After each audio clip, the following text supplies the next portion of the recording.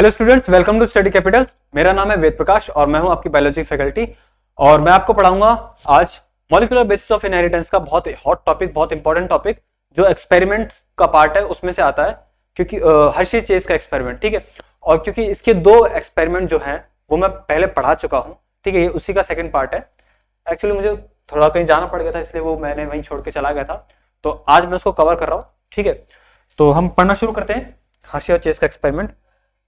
तो स्टूडेंट्स, सबसे पहले हमें हेडिंग डाल लेते हैं, इट्स लाइक एक्सपेरिमेंट, ठीक है। बात है 1952 की।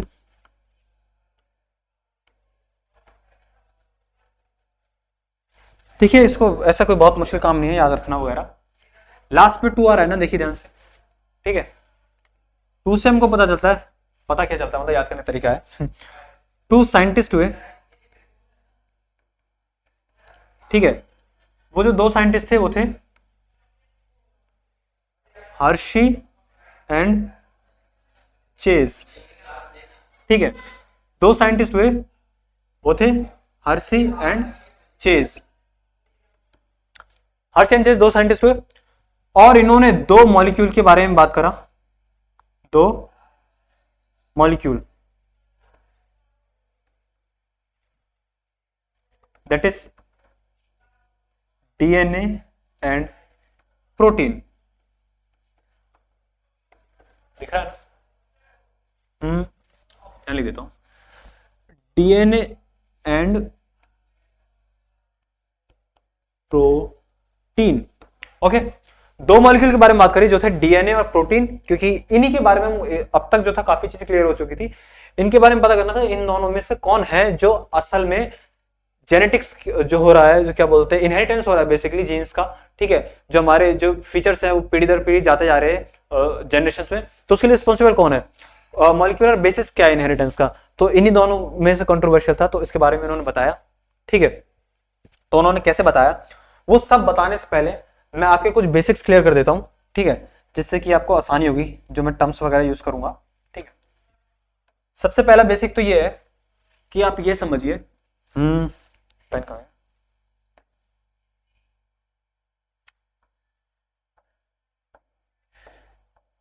हाँ देखिए, मान लीजिए ऐसे करके एक टेस्ट ट्यूब है, ठीक है।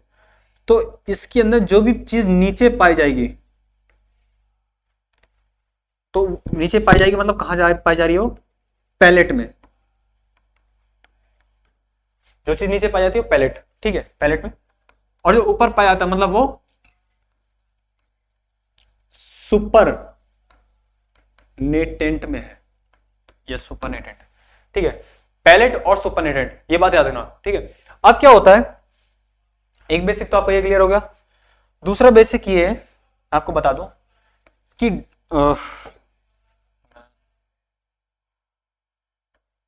हाँ, दूसरा बेसिक ये कि जो डीएनए होता है,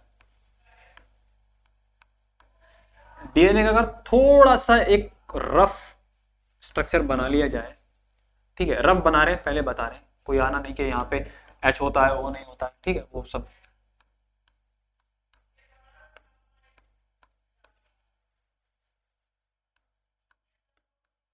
ऐसे समझिए। मुद्दा ये है कि ये जो है ना, ये दिख रहा है फॉस्फोरस, ये बताता है कि डीएनए के अंदर फॉस्फोरस होता है, ठीक है। डीएनए के अंदर फॉस्फोरस होता है, देखो ये बता रहा है ना। तो डीएनए के अंदर फॉस्फोरस होता है, ये बात पक्की होगी। दूसरी बात अगर मैं आपको बताऊं, जो प्रोटीन होते हैं वो अमाइनो एसिड से मिलकर बनते हैं, we all know that, amino acid से मिलकर बनते हैं, हमें सब जानते हैं। तो जब ये अमाइनो एसिड से मिलकर बनते हैं, और हम जानते हैं कि जो अमाइनो एसिड है कई सारे सल्फर कंटेनिंग भी होते हैं, सल्फर कंटेनिंग होते हैं, ठीक है। बहुत अच्छा एग्जांपल है मिथ्योनिन। इवन इसके बिना तो ट्रांसलेशन शुरू ही नहीं होता है, तो सबसे पहले तो ये आता है, तो इसका मतलब मिथ्योनिन तो सबके पास होगा।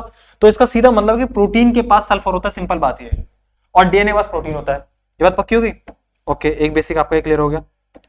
अगली बात आती है हमारी कि देखिए ये थोड़ा बायोटेक्नोलॉजी का पार्ट है, ठीक है।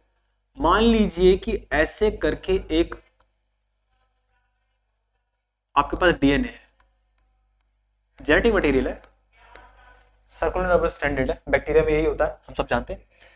इसके अंदर अगर हम क्या ऐड कर रहे हैं, अपना जीन ऑफ इंटरेस्ट ऐड कर रहे हैं, ठीक है, कोई फॉरेन फॉरेन जीन है उसको ऐड कर रहे हैं, ठीक है। अब यहां पे तीन चीज समझिए कि आपको बताते हैं, तीन चीज होंगी कि एक तो ये होगा कि ये ऐसे के ऐसे ही रह जाएगा, समझे कि नहीं समझे। दूसरा तरीका क्या होगा, दूसरा ये हो सकता है कि यार देखो ये जो है ना ये ऐसे है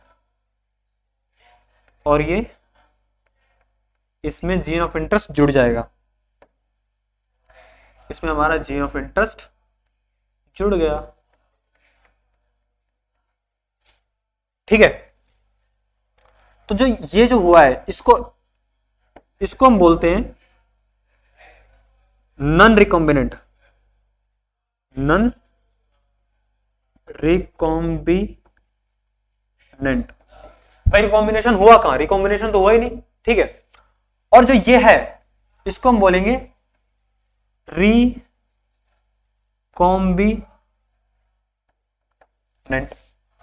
समझे कि नहीं समझे। ये हो गया नॉन रिकॉम्बिनेंट, ये हो गया रिकॉम्बिनेंट या रिकॉम्बिनेशन हो गया। अब बात समझिए और क्या हो सकता है, मान लो कि ऐसे करके ना एक ना ब्लू से बनाते हैं बैक्टीरिया को, मान लो एक बैक्टीरिया है ऐसे करके, ठीक है, और दूसरा बैक्टीरिया ये है और तीसरा बैक्टीरिया ये है, समझ गए। और ऐसे समझिए कि अब इसके अंदर ये डीएनए जाता है और ये पहुंच गया, ठीक है, इसके अंदर ये जाता है और ये पहुंच गया, ठीक है। अगेन इसमें बैक्टीरिया पहुंच ही नहीं पाया, समझे कि नहीं समझे।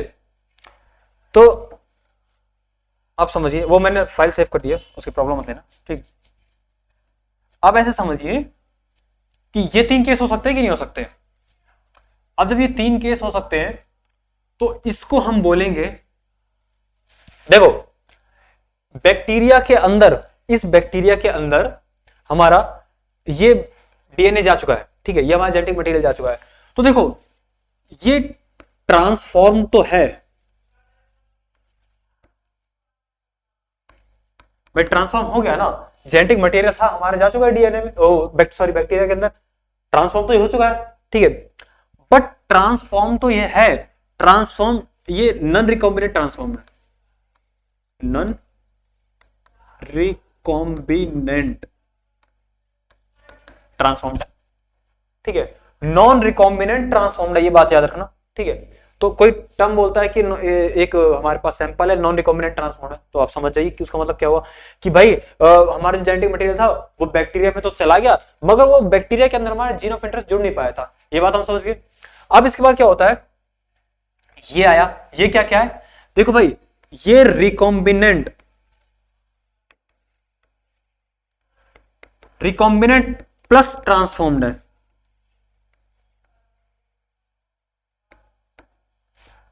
समझे कि नहीं समझे। ये ट्रांसफॉर्म पर रिकॉम्बिनेंट प्लस ट्रांसफॉर्म्ड है, और ये क्या है, ये तो भाई नॉन रिकॉम्बिनेंट है प्लस नॉन ट्रांसफॉर्म्ड है, समझ गए, नॉन रिकॉम्बिनेंट है, नॉन ट्रांसफॉर्म्ड है, सिंपल सी बात। तो ये बायोटेक्नोलॉजी का एक बेसिक टर्म से जो बहुत ज्यादा यूज की आती है वो मैंने आपको बता दी, ठीक है।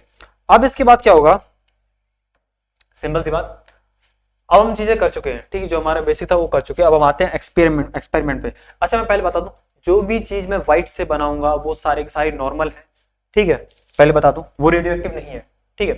तो आप सबसे पहले बात करते हैं कि बैक्टीरियोफेज हाँ बैक्टीरियोफेज बता दूं कि बैक्टीरियोफेज क्या होता है। देखो भाई ये भी समझ लो लगे हाथ।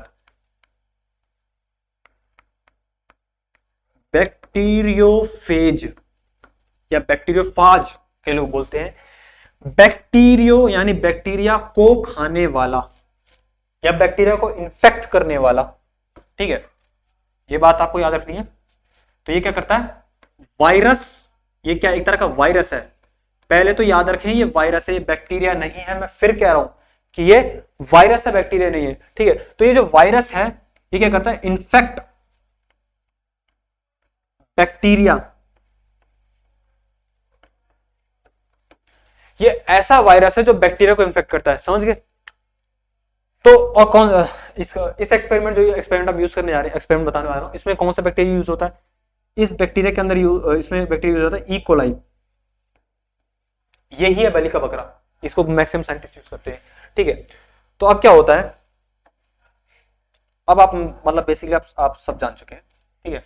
तो आप करते हैं, एक बैक्टीरिया को लिया गया, ठीक है, ऐसा समझिए, और यहां पर भी एक बैक्टीरिया को लिया गया, समझ गए। हमने एक हर्षी चीज ने लिया, हमने नहीं लिया, सर हर्षी चीज ने लिया, ठीक है। और उसके बाद उन्होंने क्या किया कि एक बार लिया ऐसा वायरस जिसका जो प्रोटीन है वो रेडियो एक्टिव है।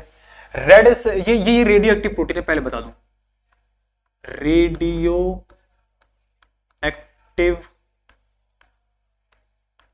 प्रोटीन कोट किससे बना हुआ, एस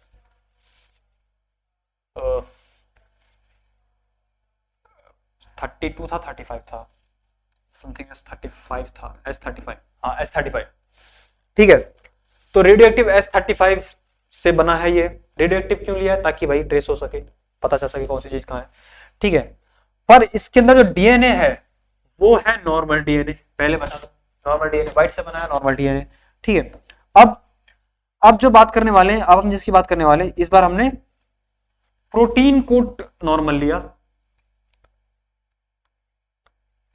ठीक है। और हमने इसमें येलो से बनाते हैं डीएनए को, नहीं येलो नहीं, येलो तो हम यूज कर चुके हैं, ब्लू से बनाते हैं। हमने इसके अंदर डीएनए को डाल दिया। डीएनए जो है वो हमारा दिख रहा है, हाँ ठीक है दिख रहा है। तो डीएनए जो है हमारा, वो हमारा इस बार रेडियो एक्टिव है। इसको लिख देता हूं भाई, रेडियो एक्टिव डीएनए T32 से बना है, इतना याद रखिए, ठीक है। अब क्या होता है कि पहला स्टेप है, अब हमको जानने में ना बहुत ज्यादा आसानी होगी, ठीक है। तो हमारा जो फर्स्ट स्टेप था ना, फर्स्ट स्टेप, पहला स्टेप था इन्फेक्शन। फर्स्ट स्टेप था हमारा इन्फेक्शन, सबसे पहले इन्फेक्शन कराया इन्होंने, और इन्फेक्शन करा करके क्या किया कि देखिए इन्फेक्शन मैं बता दूं, इन्फेक्शन कराया, ये था ये था ये, और इसके अंदर हमारे पास आया डीएनए और ये इन्फेक्शन हो गया। यहाँ पे भी यहाँ पे इन्फेक्शन होगा अलग तरीके से, यहाँ इन्फेक्शन हो गया, इन्फेक्शन करा दिया। देखो इन्फेक्शन करवाया, इन्फेक्शन का मतलब क्या होता है, इन्फेक्शन का मतलब होता है कि इन्फेक्शन का मतलब होता है कि वो अपना जो वो है डीएनए उसके अंदर डाल देगा, ठीक है, सिंपल सी बात, ठीक है। हाँ देखिए डीएनए जा चुका है, समझ गए, उधर रेडियो एक्टिव है, इधर प्रोटीन रेडियो एक्टिव है। इसके बाद क्या होता है, दूसरा स्टेप किया, ब्लेंडिंग। स्टेप्स ऐसे ही है जैसे समझा रहा हूं, ठीक है। इसमें क्या हुआ, blending,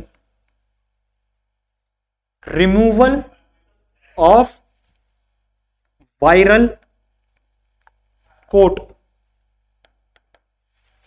removal of viral coat by agitating them in blender। जो वायरल कोड था उसको निकाला गया एजिटेट करके ब्लेंडर में, ठीक है। तो वायरल कोड का रिमूवल हुआ ब्लेंडिंग में, ठीक है, ओके, हमने वो भी कर दिया। चलो करते हैं भाई, हमने क्या किया, अच्छा हमने ऐसा किया क्यों, क्योंकि वायरल कोड जो वो तो प्रोटीन से बना, ठीक है, वो तुमको पता ही है। मतलब पता नहीं है, पता चलेगा, सॉरी अभी पता है हमने क्या। और जब हमने उसको रिमूव कर दिया तो उसके बाद जो है अगला स्टेप जो है, अगला स्टेप की जगह बची नहीं है, वेट जरा, मैं अगला स्टेप ना नेक्स्ट स्लाइड पे कर देता हूँ, ठीक है, इसको कॉपी कर देता हूँ, इसको सेव किया। जो थर्ड स्टेप था, थर्ड स्टेप वाज सेंट्रीफ्यूगेशन।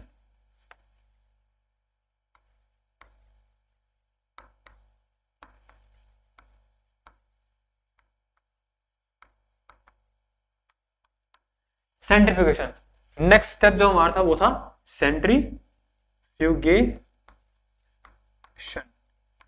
ये हमारा लास्ट स्टेप था, ठीक है। सेंट्रीफ्यूज कैसे करते हैं, ऐसे समझिए कि ऐसे करके कुछ होता है, उसको मशीन में डालते हैं और ऐसे रोटेट बहुत ज्यादा स्पीड से हाई आरपीएम से उसको घुमा देते हैं। उससे क्या होगा, जो चीज भारी होगी वो कोने में पहुंच जाएगी, ये बात तो सब जानते हैं। जो उससे कम भारी होगी वो यहाँ आएगी, फिर यहाँ, फिर यहाँ, फिर यहाँ, बेसिकली अपनी डेंसिटी के हिसाब से या उस हिसाब से अरेंज हो जाते हैं, ठीक है, ये मास के हिसाब से अरेंज हो जाते हैं।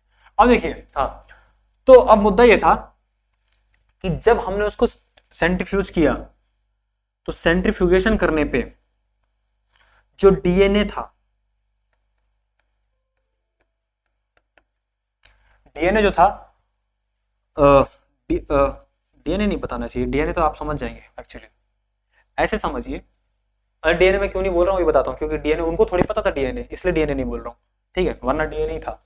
हाँ, तो उन्होंने देखा कि जो फॉस्फोरस पे रेडियो एक्टिविटी है ना, इट्स लाइक P32 है, वो हमको पैलेट में मिल रही है, और जो सल्फर की रेडियो एक्टिविटी है वो हमको सुपरनेटेड में मिल रही है। भाई S for supernatant, S for sulphur, simple, ठीक है, P for phosphorus, P for pellet, और सिंपल, ठीक है।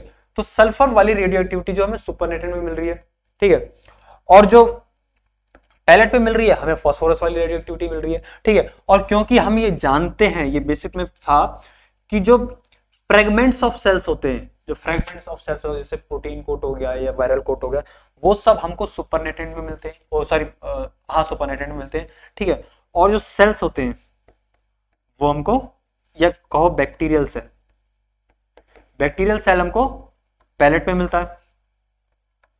अब देखिए, बैक्टीरियल सेल हमको पैलेट में मिलता है तो इसका मतलब ये है, और फॉस्फोरस हमको, अब देखिए, हाँ, अब देखो बड़ी कमाल की बात बताता हूँ, इससे कमाल की क्या मतलब, देखिए, सेव कर दिया उसको, ठीक है। हाँ देखो, ऐसे बनाते हैं, यहां जो है, यहां इसको अलग कलर से बनाते हैं, यहां जो है हमको मिल रहा है बैक्टीरियल सेल, ये मिलता है, ठीक है। और जो हमको ऊपर मिल रहा है, ऊपर हमको मिल रहे हैं ऐसे करके फ्रेगमेंट्स, ठीक है, वायरल कोट लिख लो, फ्रेगमेंट्स लिख लो, जो भी है। फ्रेगमेंट इसलिए लिखा क्योंकि अगर बैक्टीरिया को खाली डाल देते तो एजिटेट करते तो फिर क्या होता, वो सब चीजें है ना, बट हाँ, वायरल कोट ऊपर, ठीक है। तो बैक्टीरियल सेल हमको नीचे मिल रहा है, और हम एक बात जानते हैं बहुत अच्छे से कि बैक्टीरियल सेल के अंदर फॉस्फोरस मिल रहा है हमको P32, भाई ये वाली रेडियो एक्टिविटी मिल रही है, वो तो हम ट्रेस भी कर लेंगे ना, P32, ठीक है, P32 मिल रहा है, और P32 अगर मिल रहा है और फॉस्फोरस तो डीएनए में था, हैंस प्रूफ, प्रूफ हो गया। भाई देखो, पैलेट के अंदर, ये पैलेट है ना, लिख देते हैं पैलेट, पैलेट में हमेशा सेल मिलता है, बैक्टीरियल सेल मिला, ठीक है, उस वहां पे हमको फॉस्फोरस मिला, हमको फॉस्फोरस मिला, ठीक है, फॉस्फोरस रेडियो एक्टिविटी मिला, क्योंकि फॉस्फोरस रेडियो एक्टिविटी मिली और फॉस्फोरस तो डीएनए में होता है, इसका मतलब DNA is a genetic material, ठीक है। और हमको जो वो वाली रेडियो एक्टिविटी थी जो सल्फर की थी, वो हमको ऊपर सुपरनेटेड में मिली, कहां मिली, सुपरनेटेड में। अब क्योंकि ये सुपरनेटेड में मिली है तो भाई ये तो क्या बोलते हैं, प्रोटीन है, बचा बचा है, क्योंकि सल्फर जो है वो प्रोटीन के अंदर होता है, तो हेंस प्रूव हो गया, लिख देते हैं हेंस प्रूव, खत्म, टाटा बाय बाय, गया। तो पता चल गया। इस तरह से हर्षी चेज ने विद रेडियो एक्टिविटी ये बता दिया कि यार देखो डीएनए से जेनेटिक मटेरियल। अब कोई बकवास मत करना, ठीक है, बहुत अच्छे समझाए हैं ऐसे करके, ऐसे नहीं बोला था उन्होंने, बट हाँ मतलब यही था कि उन्होंने तगड़ा ही प्रूफ दे दिया। अब कौन मना करेगा, अब तो रेडियो एक्टिविटी है, अब तो कोई कुछ कह ही नहीं सकता, अब तो हमने ट्रेस किया है, ठीक है। तो समरी में बता देते हैं। समरी की बात ऐसी है कि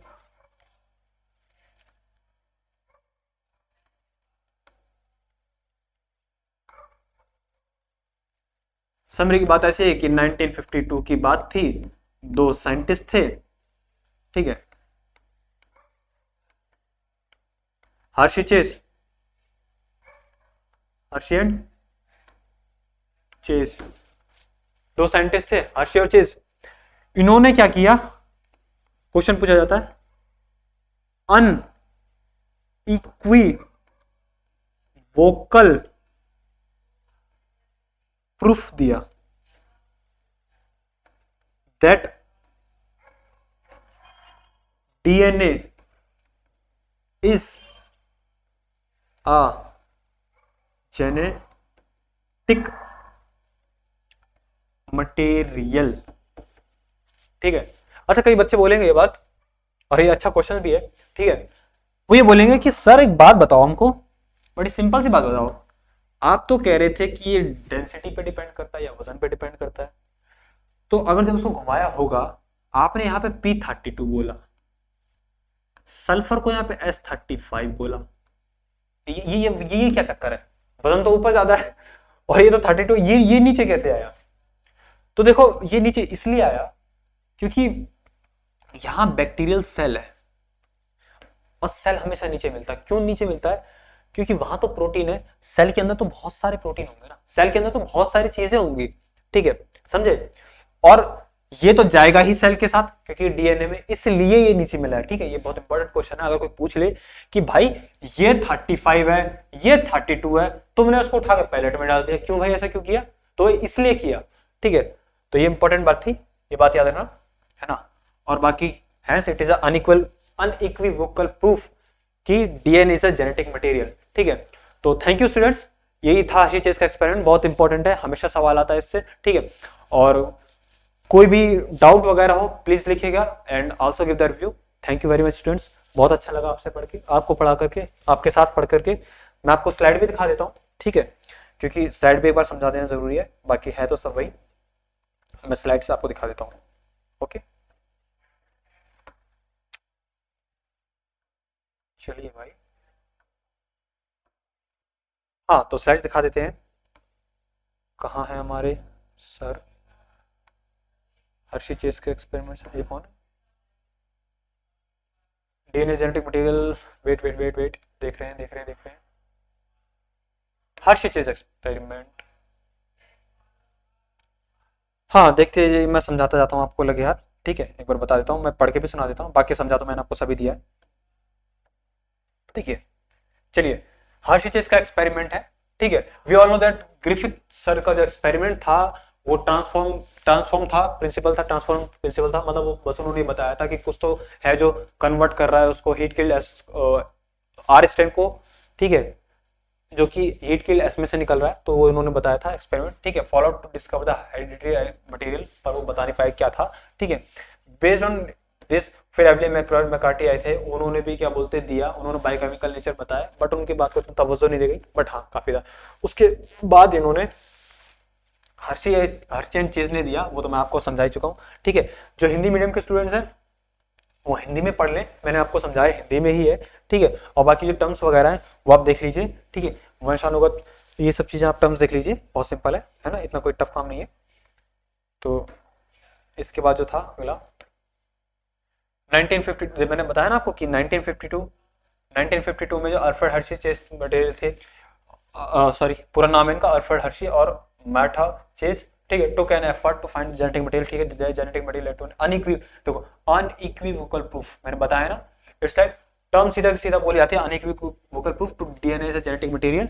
बताया आपको बैक्टीरियोफेज, मैंने बताया ना वायरस जो कि अफेक्ट करता है बैक्टीरिया को, जो इन्फेक्ट करता है बैक्टीरिया को, ठीक है, were the key element for, ये मैंने आपको बता चुका है, ठीक है। उसके बाद क्या करना है नेक्स्ट में, the virus doesn't have their own mechanism of reproduction but they depends on host for the same. मैंने बताया ना वायरस जो होता है वो ऑब्लिगेटली पैरासाइट होता है, मतलब पैरासाइट होगा तभी जिंदा रहेगा, मतलब वो लिविंग भी है नॉन लिविंग भी है, कुछ कह नहीं जा सकता, ठीक है, ऐसे समझ लीजिए आप सिंपल। बाहर है तो नॉन लिविंग है, और अगर क्या बोलते हैं किसी होस्ट के अंदर जाएगा तो वो लिविंग हो जाएगा, simple. Once they attach to the host cell the genetic material is transfer to the host, ठीक है, वो अपना जेनेटिक मटेरियल ट्रांसफर करता है, इन्फेक्शन करता है, ये मैंने आपको बताया था, ठीक है। उसके बाद infected bacteria are the manipulated by the bacteriophage such that the bacterial cells start to replicate viral genetic material. Genetic material Hershey is conducted an experiment to discover protein that it was protein और DNA, protein है या फिर DNA, हमको ये check करना था, ये मैंने आपको बताया था, ठीक है। उसके बाद जो है डीएनए से जेनेटिक मटेरियल में फिर क्या है, the experiment began with culturing the virus two type of medium, on set A was cultured in the medium of the radioactive phosphorus, ठीक है, और सेकंड है medium of the radioactive sulphur. अच्छा इसके बाद क्या है मैंने आपको बताया ना, एक्चुअली देखो हमको मतलब उसने P32 और S35 बैक्टीरिया में आया कैसे, सिंपल है, बस ये बात मैं थोड़ा सा बताना भूल गया था, ये इतना मुश्किल काम नहीं था। उन्होंने कुछ नहीं किया, उन्होंने ऐसा मटेरियल ही दिया उसको जिसमें वो कल्चर किया गया कि उसमें पहले P32 था फिर S35 था, क्योंकि उसको लेना ही था, उसने लिया तो उसके अंदर ऐसे आ गया, ठीक है। तो सिंपल सी बात एक बस यही थी, ठीक है। उसके बाद जो है उसके बाद का एक्सपेरिमेंट तो सब वही है। They observe that the first virus consist of the radioactive DNA, पहले वाले में रेडियोएक्टिव डीएनए था, ठीक है, radioactive DNA but not the radioactive protein, same है ना, आप पढ़ लीजिएगा, बाकी पूरा सब सेम है, ऐसा कोई प्रॉब्लम वाली बात नहीं है। उसके बाद कितने स्लाइड्स हैं, आप स्लाइड्स पढ़ लीजिए, मैं एक्सपेरिमेंट को दिखा भी देता हूँ। ब्लर हो रखा है ये, बट कोई नहीं, मैंने समझा दिया ब्लर हो रखा है, बट आप स्टिल देख लीजिए। देखिए पहला स्टेप इन्फेक्शन है, सेकंड स्टेप ब्लेंडिंग है, थर्ड स्टेप सेंट्रीफ्यूगेशन है, ठीक है, और बाकी सब मैंने पढ़ा दिया, ठीक है, सेम ही है। तो एक इंपॉर्टेंट बात इसलिए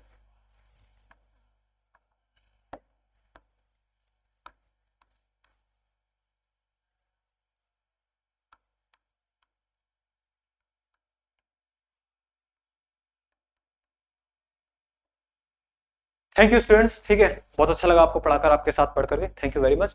और कोई डाउट हो तो प्लीज कमेंट कर दीजिएगा, और प्लीज रिव्यू जरूर दीजिएगा, ठीक है, थैंक यू वेरी मच।